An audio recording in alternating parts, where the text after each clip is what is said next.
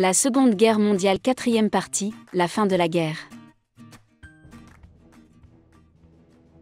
Après plusieurs années où les armées allemandes et japonaises dominent les combats, les Alliés, les États-Unis, le Royaume-Uni et la Russie commencent à remporter de plus en plus de victoires. En 1943, l'Allemagne commence à reculer sur tous les fronts.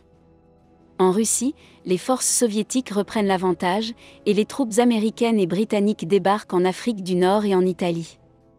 Enfin, le 6 juin 1944, les Alliés débarquent en Normandie et parviennent à repousser les Allemands. En août 1944, Paris est libéré et les Alliés débarquent en Provence. Fin 1944, la France est entièrement libérée. La résistance a joué son rôle dans cette libération, en sabotant des transports et en organisant des insurrections dans certaines villes, comme à Paris.